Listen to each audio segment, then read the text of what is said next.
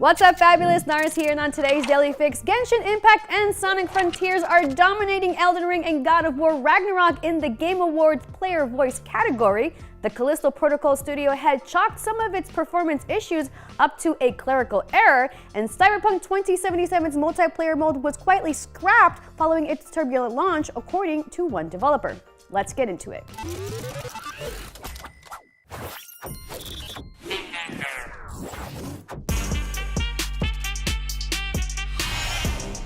The Game Awards' plethora of categories is largely decided by a hand-picked jury made up of members of the media and game industry. But its Player's Voice Award is 100% fan-voted, and fans of Genshin Impact and Sonic Frontiers have shown up in droves to vote their picks in a major lead over the competition.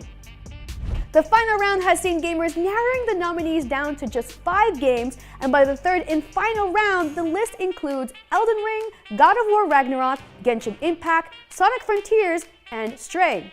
At the time of this recording, Genshin Impact is holding a strong lead at 40% of the vote, with Sonic Frontiers at a comfy 39% of the vote. Meanwhile, Ragnarok bumped from sitting at 5% to now 9% of the voting audience, with Elden Ring dropping from 8% down to 6%. Stray has managed to grow from 1% to 6%, so there is support for our furry little friend.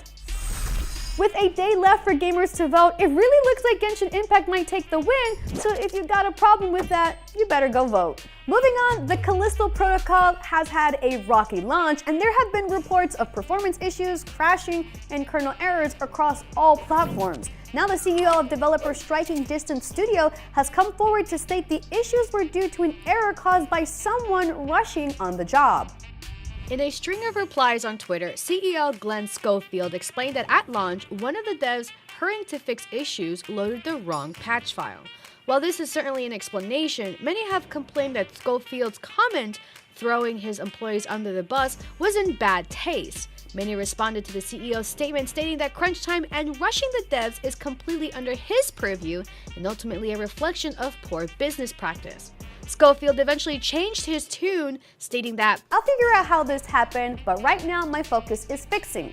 All our energy is on that. In the end, I'm responsible and accountable."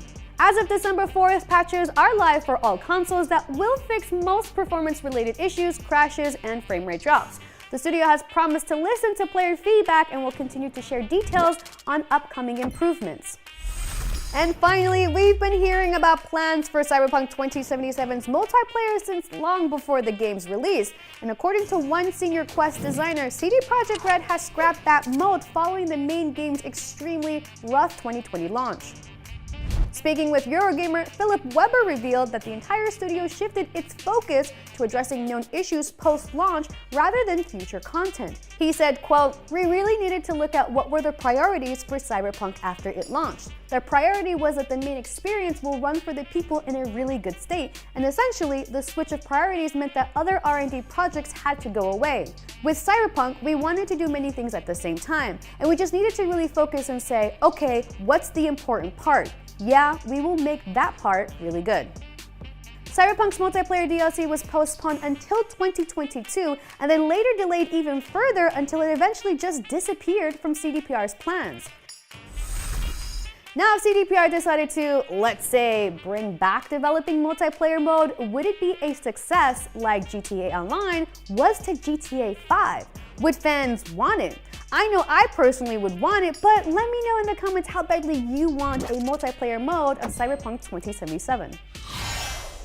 And that's your Daily Fix for today, December 6th. Tune in to IGN this Thursday at 4 p.m. Pacific, 7 p.m. Eastern to catch our exclusive Game Awards pre- and post-show deep dive into all the new trailers, reveals, announcements, world premieres, and more.